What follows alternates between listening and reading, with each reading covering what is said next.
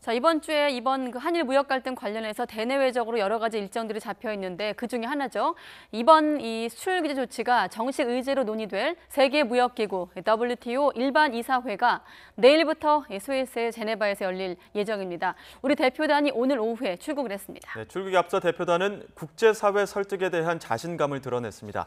취재기자 연결해 자세히 알아보겠습니다. 이하린 기자. 네, 경제부입니다. 네, 우리 대표단 몇 시쯤 출국했습니까?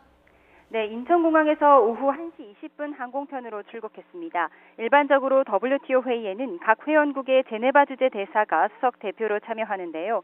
우리 정부는 이번 회의에서 논의할 사안의 중대성을 고려해 WTO 업무를 담당하는 고위급 책임자가 현장에서 직접 대응하기로 했습니다. 우리 대표단은 산업통상자원부 김승호 실장이 수석 대표로 이끌 예정인데요. 출국 전 기자들과 만난 김 실장은 아주 쉬운 말로 일본의 논리를 반박하겠다면서 자신감을 드러냈습니다. 김 실장은 WTO 통상 현안과 분쟁에 대한 대응 업무를 관장하는 신통상질서 전략실을 총괄하는 업무를 맡고 있습니다. 제네바 대사관 탐사관, WTO 세이프가드 위원회 의장 등 WTO에서 근무한 경험이 있고 WTO 통상법의 전문성을 갖췄다는 평가를 받고 있습니다. 특히 최근에는 WTO 한일 수산물 분쟁 상소기구 심리에서 최종 승소라는 쾌거를 이끌어낸 이른바 통상통이기도 합니다. 한편 일본 외무성은 자국 대표로 야마가미 신고 경제국장을 보내기로 한 것으로 전해졌습니다. 네, 우리 정부 이번 일반 이사회가 끝나면 정식으로 WTO에 또 제소할 방침이죠? 네, 그렇습니다. 산업부 관계자는 WTO 제소는 국제적이고 객관적으로 일본 조치의 부당성을 입증하는 중요한 방법으로 앞으로 비슷한 사례의 재발을 막기 위한 것이라고 말했습니다.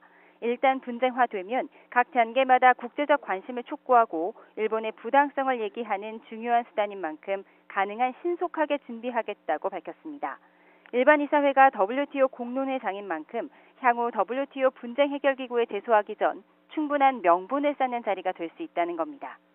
일각에서는 현재 3명인 WTO 상소기구 위원회 미국의 재임명 거부로 올 연말에 1명만 남을 경우 사실상 상소기구 기능이 정지될 수 있다는 우려가 나오는데요. 이와 관련해서는 올해 제소하면 상소기구와 상관없이 절차가 1년 정도 진행되고 그 사이에 상소기구가 회복돼 있으면 된다고 말했습니다.